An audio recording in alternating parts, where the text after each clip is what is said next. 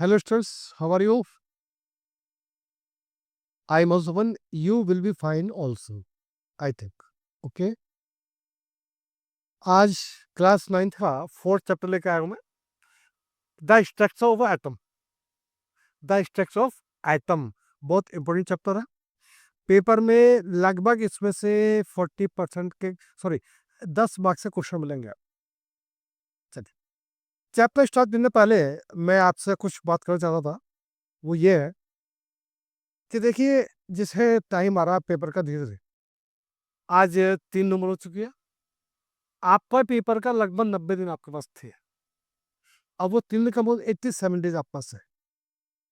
87 days में आपको revision भी करना है, सेल्फ स्टडी भी करनी है, असाइनमेंट भी करने हैं, इंपॉर्टेंट क्वेश्चन भी करने हैं। तो क्या आपने कोई टाइम टेबल बनाया पढ़ने का अच्छे मार्क्स करने के लिए? कुछ सोचा है? नहीं सोचा है? सोचिए, क्योंकि ये टाइम बहुत गोल्डन पीरियड मिला है आपको। जो सीबीएसई ने आपको एक प्लेटफॉर्म दिया है कि आप अपने बारे में थिंक कीजिए। थिंक करोगे तो अच्छे मार्क्स लोगे। हमें एक तो सब क्या, अपना मोरल हाई रखना है। क्या मुझे ये करना है, मतलब करना है। नहीं कर पाओगे तो मैं कुछ सोचता। देखिए, जैसे पानी गर्म करने के लिए क्या करना पड़ता है ना, जैसे हीटर ऑन करना पड़ता है या गैस के नॉब को ऑन करना पड़ता है। पानी तब होगा जब गैस ऑन होगी या हीटर ऑन होगा। हीटर बंद हो या गैस बंद हो तो पानी गर्म हो सकता है? नहीं। तो इसी प्रकार मैं तो केवल आपको तो हीटर कर सकता हूँ पढ़ाई के बारे में, लेकिन आपको सिस्टम आपको पड़ेगा। क्या आपने सोचा कि कितने मार्क्स चाहिए आपको? सोचा भी नहीं सोचेंगे। तो आज से ही सोचिए कि मुझे 100 में से 100 मार्क्स गेन करने हैं। हमें एफर्ट 100 कर ले, बाकी लगा ही तो कोशिश करने मिलेगा, ऐसी बात तो नहीं है। क्योंकि आपका जो ये साल है कैसा है, बिल्कुल कैरियर का सेकंड वर्ष चल रहा है। अगर ये आपने कैरियर आपका बन गया तो आप कहाँ से पहुंच सकते हो, अब इमेजिन नहीं कर सकते। और नहीं पहुंचे तो फिर आप जानते हो पेरेंट्स क्या करेंगे आप सभी के लिए वो मीन्स। तो मैं तो गाइडेंस करता हूँ आप करना। और हाँ, आपका जोश कैसा पढ़ाई के बारे में, क्या आपने बस सोचा कुछ करना क्या है? अपने मोराल को हाई रखिए। जब तक आप नहीं रखोगे मैं भी कुछ हेल्प नहीं कर पाऊंगा। करिए, आगे बढ़ो, पीछे मैं हूँ। आप जो भी चैप्टर कर रहे हो उनको रिवाइज, उनका एक डाटा तैयार करो। क्या रिवीजन करा आपने, क्या प्रॉब्लम है, क्या क्वेरी, वो पूछ सकते हो मुझसे। आज सिर्फ एक ही लाइन कहूंगा आपसे कि आपके अंदर दो चीजें हैं, कॉन्फिडेंस और ओवर कॉन्फिडेंस। इन दोनों में बहुत माइनर सा डिफरेंस है। कॉन्फिडेंस तो ये है कि आप कर सकते हो, और मैं कर लिया, नहीं कर लिया, हम कर रहे हैं अभी। लाइफ में कुछ लोग जो आपने देखा होगा, कुछ बच्चे सक्सेस क्यों नहीं पाते, वो होते ओवर कॉन्फिडेंट कि हमें आता है। देखिए, हमें कुछ नहीं आता है, हम स्टडी कर रहे हैं, आप स्टडी करके वही आपको नॉलेज आपको प्रोवाइड कर रहे हैं। और नॉलेज प्रोवाइड कब होती है? जब प्रैक्टिस करते हैं। क्या आप वो गेम पसंद करते हो? क्या इंटरनेशनल क्रिकेट में सबसे बेस्ट से बेस्ट प्लेयर कौन सा वर्ल्ड का? क्या मैं बस तो हम्म? हमारे इंटरनेशनल क्रिकेट में मैं इसकी बात कर रहा हूँ, पूरे वर्ल्ड में सबसे बेटर प्लेयर कौन सा है? Of course king Kohli, right. भाई, उसे किंग कोहली को और बहुत कसते हैं। जिस प्रकार सचिन को हमारे यहाँ गॉड ऑफ द क्रिकेट कहा जाता है, तो इसी प्रकार विराट कोहली को किंग ऑफ द गेम कहा जाता है। क्यों कहा जाता है? कभी आपने उसके पीछे का हार्डवर्क देखा? कभी आपने उस पर देखा है? लगता खेलता है वो जब मैदान में जाता है उसके क्या तो अप्रोच क्या है कि मुझे हर हाल में दिन होके आना है। कंदील कैसे भी हो, कोई टीम हो, उससे मतलब नहीं था। इसी प्रकार अब विराट कोहली कितनी मेहनत करता है, वो पूरा खेलता प्रैक्टिस में रहता है, प्रैक्टिस करता रहता है। चाहे वनडे होती तो सब करता, प्रैक्टिस करता है, लोकल भी खेलता है। और आज वो इस मुकाम पर है कि उसका नाम ही काफी है। इंडिया के बहुत प्लेयर्स हुए हैं। मैं थोड़ा आपको लो, सबसे कूल कौन रहा है हमारा? Cool captain, captain cool M S Dhoni. कितनी टेंशन नहीं, वो लोग कोई टेंशन नहीं, हर एक बात है। वो बहुत ही पीस से खेलते थे। और ये बच्चे क्या है, चैप्टर से टेंशन में आते हैं, डिप्रेशन में आते हैं। नहीं, बिल्कुल रखिए। अरे कोई बात नहीं, इंसान ने बुक बनाई है, खुद पढ़िए, अच्छा हो जाएगा। किंग कोहली की खास बात क्या है? वो प्रैक्टिस करता है। और दूसरी क्या, उसकी अपनी गेम पे पकड़ है। उसे जिस फॉर्मेट में खड़ा होगा उसमें परफॉर्म करता है। आज वर्ल्ड के प्लेयर्स को पैर छूते, क्यों छूते हैं? सोचो अपने। कि उसके अंदर एक क्वालिटी है कि वो सिचुएशन तक हैंडल करता है। वो कॉन्फिडेंट है कि मैं, अगर वो मैच मैदान में खड़ा है तो समझिए जिस टीम के लिए खेल रहा है वो टीम 100% जीतेगी, जीतेगी, वो गारंटी है। जैसे हमारे यहाँ देश के हमारे जो पीएम है माननीय नरेंद्र मोदी जी, उनके बारे में कुछ सोचते हो क्या? वो आज इंडिया में डेवलपमेंट की गारंटी है। आज तक पीएम बहुत हुए लेकिन गारंटी किसी ने देखी मैं करूँगा, वो करते हैं। उन्होंने ऐसे ऐसे काम कर दिए जो हम आज तक सोचते रहते थे। जैसे मैं थोड़ी बात आपको ये इन्फॉर्मेशन बोलते हैं ना कि कोई पॉलिटिकल एजेंडा पर क्या, कि आर्टिकल 370 जो हमें इंडिया को कश्मीर से अलग करती थी वो हटाई। हमारे जो एक बड़ा धर्म स्थान था उसको कंस्ट्रक्ट कराया, सब कुछ ठीक करते हुए, और हर चीज को बहुत वेल टू डू, हर चीज काम कर रहे हैं। तो तुम इसका एक तो विल पावर, और उनके तब माइंड टफनेस, क्या मुझे ये काम करना है चाहे कितना भी मेरा अपोजिशन हो। चलो वो लगे। तो यह बात करता है कि आपको विराट कोहली से पढ़ाई में अच्छा प्लेयर बनना है। तो आज मैं 9th क्लास का 4th चैप्टर एटम स्ट्रक्चर। हम जानते हैं कोई भी मैट्रिक्स से बनता है, बैटरी उड़ा बोल, बैटरी हो रही है। हेलो, बैटरी हो रही है, बैटरी हो गई इसकी,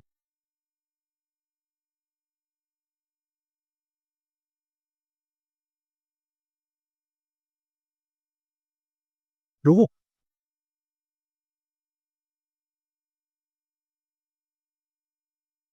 अब एटम क्या होता है? मैटर जो बनता है एटम से बनता है, एटम पार्टिकल बनता है, एटम मतलब मॉलिक्यूल से। एटम की तीन चीजें क्या होती है मेन, वो होती हैं। मिस्टर जे जे थॉमसन ने क्या बताया था कि जो मैटर होता है उसमें दो चार्ज होते हैं, प्लस या माइनस। जो प्लस चार्ज होता है वो प्रोटॉन को शो करता है, जो माइनस चार्ज है वो इलेक्ट्रॉन को शो करता है।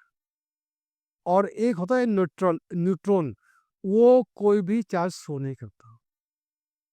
अब आप देखिए कि प्रोटॉन, न्यूट्रॉन, इलेक्ट्रॉन कहाँ कहाँ कहाँ क्या होता है, कैसे होते हैं, क्या आप, मैं इसको एक एग्जाम्पल समझ रहा हूँ। जैसे हमारे फैन होता है, फैन में जो बीच का हिस्सा क्या होता है, सेंटर होता है। सर्कल सेंटर क्या होता है, ओ। उसके कोऑर्डिनेट क्या होते हैं, 0 0। इसी प्रकार जो फैन का सेंटर है वो इसके क्या हो गई, सेंटर। इसमें प्रोटॉन न्यूट्रॉन होते हैं, और जो ब्लेड्स हैं वो क्या, ऑर्बिट होते हैं जिसमें इलेक्ट्रॉन फ्लो कर रहा है। प्रोटॉन पे प्लस चार्ज होता है, इलेक्ट्रॉन में माइनस चार्ज होता है, और न्यूट्रॉन पे कोई चार्ज नहीं होता है। क्लियर? हमेशा नंबर ऑफ प्रोटॉन और नंबर इलेक्ट्रॉन्स बिल्कुल बराबर होते हैं। नंबर प्रोटॉन और number of electron are equal, और न्यूट्रॉन संख्या अलग अलग हो सकती है। और एक रिलेशन आता है हमारे पास, number proton equal to number electron. इसका संबंध होता है एटॉमिक वेट से संबंध होता है। इसका सीधा सा एटॉमिक वेट से होता है। अच्छा, एक क्वेश्चन ये होता है कि न्यूट्रॉन की खोज किसने की, प्रोटॉन किसने किया, और इलेक्ट्रॉन किसने किया? प्रोटॉन को किसने किया था, किसने किया था? ये थॉमसन ने किया था। न्यूट्रॉन को जे चैडविक ने किया है, और इलेक्ट्रॉन को किसने किया? नील बोर ने किया। नील बोर, थॉमसन और चैडविक, इन तीनों ने इसको इन्वेंट किया। अब इनको अरेंज करने के लिए क्या है, आपको कि सेंटर में प्रोटॉन और न्यूट्रॉन होते हैं, और ऑर्बिट में इलेक्ट्रॉन होते हैं। क्लियर? अब थोड़ा आगे बढ़ते हैं सर में कि जो एटम है, एटम में दो चीज होते हैं, एक होता है एटॉमिक नंबर, एक होता है एटॉमिक मास। नंबर को सीरियल नंबर होता है साहब, स्कूल में जो रोल नंबर 1 2 3 वो एटॉमिक नंबर को शो करता है। और जो जब किसी दूसरे एग्जाम में जाते हो तो वो नंबर चेंज हो जाता है, वो होता है एटॉमिक वेट। जैसे 6 C 12, 6 एटॉमिक नंबर किसका है, कार्बन का, और 12 व्यू उसका वेट हो गया। सोडियम क्या है, एक, एक मेटल है। सोडियम का एटॉमिक नंबर क्या है, 11। उसका इलेक्ट्रॉन 281। हाँ, इसमें शर्त आते के एलेमेंट, चारों पर होते के एलेमेंट, पहले में दो दो इलेक्ट्रॉन होंगे, दूसरे में 8, फिर तीसरा चौथे में 8। इसी आधार पर स्ट्रक्चर बनता है हमारा एटॉमिक नंबर के हिसाब से। अब एक शब्द आता है हमारे पास, संयोजकता। वैलेंसी क्या होती है, what is the valency of the atom? Math पढ़ते हो, मैथ में पावर्स होती है, क्या होती है? Single form, double, triple, polynomial. Single में जो भी वेरिएबल होता है उसमें जो नंबर वन होता है वो वन की पावर में आता है। जिसपे दो होता है, दो में दो में आता है, तीन में आता है, और तीन ज्यादा बहुपदी पॉलिनोमियल आता है। इसी प्रकार जो हम जब इलेक्ट्रॉन जो हमारे जितनी मैटर है उनके एटॉमिक नंबर को इलेक्ट्रॉन डिस्ट्रीब्यूशन जो शो करते हैं, जो लास्ट का नंबर होता है वो उसकी वैलेंसी कहलाता है। जो हमारे मैटर या सब्सटेंस है उनका जो एटॉमिक नंबर है, जब उसे एल्सिस करते हैं के एलिमेंट के हिसाब से, तो उसमें जो लास्ट का नंबर आता है उसके एलिमेंसी को गेन करता है। वो प्लस भी होती है, माइनस होती है, वो डिपेंड करता है मैटर के हिसाब से। क्लियर? अब यहाँ पर एटॉमिक मास के बारे में बात कर रहे हैं। एटॉमिक मास से एक चीज आती है बस, आइसोबर्स। आइसोबर्स क्या होते हैं? जिसमें एटॉमिक नंबर तो सेम होगा, जिनपे एटॉमिक नंबर सेम होगा, लेकिन एटॉमिक वेट अलग होगा। देखो ना, 1730.55, 1736.5। क्या बताए? इसमें एटॉमिक नंबर सेम है और वेट अलग है। ये वह आइसोबार्स के रूप में यूज किया जाता है। इसके यूज आइसोबार्स यूज किया है। आजकल एक बीमारी फैली हुई, कैंसर। इंडिया में कैंसर का बहुत मुश्किल है, तो उसमें कोबाल्ट नाम की जो मेटल आती है उसका लिक्विड डालकर मेडिसिन तरह की आती है, वो कैंसर में बहुत बड़ी रोल प्ले करती है। दूसरा क्या है कि ये हमारे यहाँ कुछ दवा मेडिसिन काम आता है, और जो इलेक्ट्रॉन जो हमारी एटॉमिक रिएक्टर है उसके बारे में यूज किया जाता है। अब आता है एटॉमिक नंबर। वो क्या होते हैं? एटॉमिक नंबर सेम होगा, वे अब ये होता है आइसोटोप्स। एटॉमिक नंबर सेम होगा लेकिन एटॉमिक वेट अलग होगा। जो हाइड्रोजन का 1s1, 1s2, 1s3। Hydrogen, deuterium, tritium क्या होते हैं? ये सारे हमारे का यूज करते हैं, एटॉमिक रिएक्टर प्लांट में यूज किए जाते हैं। जो हमारा एटॉमिक रिएक्टर प्लांट है उसमें यूज किया जाता है। जो हाँ, इसमें हमारे मिस्टर रदरफोर्ड थे, उन्होंने हमें रदरफोर्ड मॉडल, एडम मॉडल दिया था। वो क्या था? उन्होंने सोने की पन्नी, गोल्ड फाइल पर कुछ अल्फा पार्टिकल फेंके थे। सोने की पन्नी पर अल्फा पार्टिकल फेंके थे। उसमें क्या कुछ तो साइड से निकल गए, कुछ अपसाइड, कुछ अप से निकल गए, डाउन से निकल गया। लेकिन जो मिडिल में जो आपस में एटम टकराए उनसे क्या हुआ? न्यूक्लियर एनर्जी पैदा हुई। आपस के टकराव के बाद जो एनर्जी पैदा हुई वो हमारी एटॉमिक एनर्जी का काम आता है। जैसे आप टकरा तो कुछ तो जिसमें एनर्जी निकलती है, तो एटॉमिक एनर्जी का ये हमारा जो एटम प्लांट है, जो एटम बम है, उसके देनदार कौन है? Mister Rutherford. इन्होंने अपना मॉडल दिया था, उसके बेस पर क्वेश्चन आता है कि क्या क्या मैं थी, उन्होंने कुछ पार्टिकल दिखाया, कुछ नहीं दिखाया। हाँ, हमारे जितने भी एटॉमिक प्लांट्स हैं इन इंडिया, तो उनको चलाने के लिए क्या चाहिए? ईंधन। क्या होता है वो? यूरेनियम। वो बाहर से एक्सपोर्ट करना पड़ता है, इंडिया में नहीं होता है। हमारे बहुत सारे प्लांट्स हैं, उनको कंट्री जाना पड़ता है, एनर्जी पैदा होती है।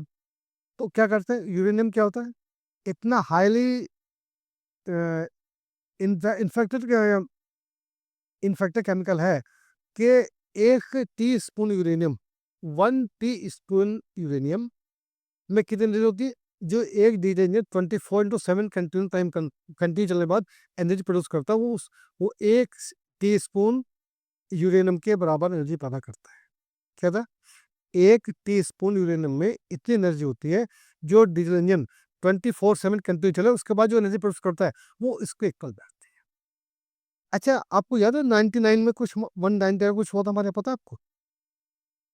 तो आपको उस घटना पर हमारे देश के समय पूर्व प्रधानमंत्री स्वर्गीय अटल बिहारी वाजपेयी जी थे, उन्होंने, और डॉक्टर एपीजे अब्दुल कलाम हमारे राष्ट्रपति हुआ करते थे। अब देखिए, जो भी एक पावरफुल कंट्री होता है वो हर कंट्री को दबाता है कि भाई को बराबर छोड़ दबाता है तो वो दबाते हैं। तो उन्होंने कहा कि इंडिया अपना एटम मतलब एटम बम का क्या बोलते हैं, एक्सपेंड ना करे। लेकिन क्या, इंडिया करना चाह रहा था लेकिन इंटरनेशनल प्रेशर था। बट हमारे जो उस समय के तत्कालीन प्रधानमंत्री थे उन्होंने उस चीज को किया, राजस्थान पोखरण में किया, वो बहुत सक्सेस हुआ। उससे क्या हुआ कि जो हमारा वर्ल्ड लीडर है यूएस से, वो नाराज हो गया कि आपने हमारे बिना मर्जी काम कैसे कर लिया। होता ही है। लेकिन हमारे देश के प्रधानमंत्री ने कहा कि देखो ऐसा हमने जो हमें हम अपनी डिफेंस के लिए जो हमें करना है करेंगे, वो करते रहेंगे, हम किसी प्रेशर में नहीं आएंगे। उन्होंने करने के बाद अमेरिका ने इंडिया को यूरेनियम देना बंद कर दिया। लेकिन अटल जी की वर्ल्ड में इतनी फेम थी, इतनी उनका नाम चलता था कि और कंट्री ने हाथ जोड़कर हमें यूरेनियम दिया। आज हम इस स्थिति में हैं, जो कभी हमें यूरेनियम नहीं देता था, आज वो यूरेनियम के भंडार हमें दे रहा है। एक तो हमारी जो गवर्नमेंट का क्या बोलते हैं अप्रोच कि सबको ऑकर करना है, और उन जो साइंटिफिक उनके पीछे तो एडवाइजर थे, उन्होंने एक अप्रोच दिया कि हमें डेवलप करना है तो सेल्फ डिपेंड होना पड़ेगा। तो तुम इसके अब ये चैप्टर मेरा कम्प्लीट हो चुका। अब मैं जो आपको सेल्फ डिपेंड मतलब क्या, आपको मैं कह सकता हूँ, पेरेंट्स कह सकते हैं, आपके फ्रेंड्स कह सकते हैं, लेकिन सेल्फ डिपेंड आपको नहीं पड़ेगा। एग्जाम आप जब एग्जाम होगा ना तो मैं होऊंगा, ना पेरेंट्स होंगे, ना दोस्त होंगे, वो एग्जाम खुद ही खेलना पड़ेगा। अगर आपने सेल्फ डिपेंड होगे तो कराओगे, अदरवाइज बैठे रहो। देखिए, दोस्ती आपने कर, आप दोस्ती कर दो, बहुत अच्छा कीजिए, मैंने भी किया है। क्या कभी सोचा आपने, इमेजिन करो कि आपकी चोट लग जाती है, तो जितने फैंस हैं आपके, आपसे कितना मिलने आते हैं? 1 दिन, 2 दिन, 4 दिन, 5 दिन, 10 दिन। आप तो सुनते मेरा बंद कर देते हैं, छोड़ यार, मन है उसको। केवल दो ही चीज आपका, तीन चीज आपके पास है जो आपको कंटिन्यूस, क्या, जब तक आप हॉस्पिटल में हो या कहीं भी हो, आपके बैग पर सिर्फ एक व्यक्ति आपको 24 घंटे बिना थके आपको बैठा मिलेगा, वो कि आपकी मदर और पेरेंट्स और फादर क्या होंगे, आपके लिए परेशान होंगे। और जो टीचर होंगे वो आपके बारे में अपडेट देते रहेंगे कि भाई बच्चा कैसा कैसा नहीं है। कहने का मतलब ये है कि आप पढ़ाई कीजिए, दोस्ती भी कीजिए, लेकिन अपने पेरेंट्स को भी ध्यान रखिए, क्योंकि जब कोई परेशानी आएगी, कोई दिक्कत आएगी, कोई दुख काम नहीं आएगा, केवल मदर और फादर या पेरेंट्स आप कमाएंगे। कोई दुख तकलीफ होती है तो ससुर माँ जागती है कि मेरे बेटे को क्या हुआ, ये बेटी को क्या हुआ है। पेरेंट्स है वो वजह होगा, लेकिन इतना नहीं होगी तो मदद होती। इतना इसका मेरा क्या मतलब ये है कि आप अपने आप को सेल्फ डिपेंड बनाइए, पढ़ाई पे ध्यान दीजिए, जो टाइम है यूटिलाइज कीजिए, और अच्छे मार्क्स कीजिए। क्योंकि देखिए, एग्जाम में ना तो मैं पास कराऊंगा, ना कोई टीचर पास करेगा, वो कराएगी नॉलेज आपकी, आपने कितना पढ़ा है, कितना सही लिखा है, वो आप पे डिपेंड करता है। और मैं आपको बस 100% श्योर हूँ, अगर आपने कॉन्सेप्ट, आपको किसी भी चैप्टर का कॉन्सेप्ट क्लियर है, डेफिनेशन क्लियर है, एग्जाम्पल क्लियर है, फार्मूला क्लियर है, कैलकुलेशन क्लियर है, और लास्ट का असाइनमेंट क्लियर है, तो मैं कहता हूँ कोई भी ताकत आपके मार्क्स नहीं काट सकती। उसके लिए आपको कॉन्फिडेंट ड्रॉप रहेगा, क्या, कि अपने सर्विस कर लो, हेल्पलेस को अपने अपने खुद कर लो, क्यों। और जो भी आपके टॉपिक है उनको ढंग से याद कीजिए। सर, जो मौसम सही हो गया, गर्मी नहीं है, नहीं ना, ठीक है, सब चलता है। तो जैसे 90 डे 10th हॉल आपका टाइम कम होता रहा है, तो उस हिसाब से आप अपनी तैयारी कीजिए, जो चैप्टर हो चुके हैं रिवाइज कीजिए, और अगले चैप्टर, अगले वीडियो में आप बताइए मैं कौन सा चैप्टर की वीडियो आपको डाल। एक बात कह दी, यदि आपका जो चैप्टर कराए अब तक के, इन चैप्टर में कोई भी आपकी क्वेरी हो, डाउट हो, मेरा चैनल सब्सक्राइब कीजिए, मैंने आपको नंबर दे रखा है, उस पर आप कॉन्टेक्ट कर सकते हैं, और मैं कमेंट्स में भी जो क्वेश्चन है, जो प्रॉब्लम है, मुझसे पूछ सकते हैं। आज आपके 2 क्वेश्चन दे रहा हूँ, 2 क्वेश्चन, क्या, एक ऐसे सब्सटेंस का नाम बताइए, एक ऐसे सब्सटेंस का नाम बताइए जो मैटर की तीनों स्टेजें पाया जाता है। सेकंड क्वेश्चन क्या है आपके लिए, कि हमारे यहाँ परमाणु की सबसे पहली खोज किसने की थी भारतीय परंपरा में। हमारे यहाँ इंडियन कल्चर में सबसे पहले परमाणु की खोज किसने की थी, इसके बारे में 2 क्वेश्चन मैंने आपको दिए, इनके आंसर में कमेंट्स में दीजिए। सही हुआ तब भी, गलत हो तब भी, मैं नेक्स्ट वीडियो में मैं इन आंसरों को आपको क्लियर बताऊंगा, जिसको आप अपने अप्लाई कीजिए। और हाँ, ये आंसर गूगल से सर्च करके बाद नवा में भेजिए, वो वैलिड करूंगा मैं। कभी आप गूगल सर्च करोगे वो नहीं करना, आपको पे बेस सवाल करने हैं, कि एक तो वह सब्सटेंस जो मैटर की तीनों स्टेज में पाया जाता है। दूसरा, लास्ट वन क्या पूछा, भूल गया मैं, बताऊंगा। हाँ, क्या बोला था आपने, कुछ भी याद नहीं, नहीं यार, चलो मैं बोला था। दो क्वेश्चन आपको दिए मैंने, एक तो दिया है आपको कि कौन सी स्टेज होती है, दूसरा क्या है, एटम के बारे में भारतीय जो हमारे इंडियन, जो इंडियन सब में ऋषि मुनि हुए हैं, सबसे पहला कॉन्सेप्ट एटम के बारे में किसने दिया था। ये दो आंसर आपको देने हैं। तो कोई आपकी क्वेश्चन है, कोई डाउट है, कोई भी क्वेरी है, मेरा चैनल सब्सक्राइब कीजिए। मैंने आपको अपना नंबर दिया, उस पर कॉन्टेक्ट कर सकते हैं। आप भी कमेंट्स में भी जो भी आपकी राय है वो दे सकते हैं। और मुझे सच बताइए कि मुझे आपको नेक्स्ट क्लास में, नेक्स्ट वीडियो में कौन सा चैप्टर आपको रिवाइज करना है। Thank you very much. आप अपना बहुत ख्याल रखिए, भाई भी ध्यान रखिए। आपका फोकस फुल मार्क्स, आपका फोकस क्या, full marks. Thank you very much, okay bye.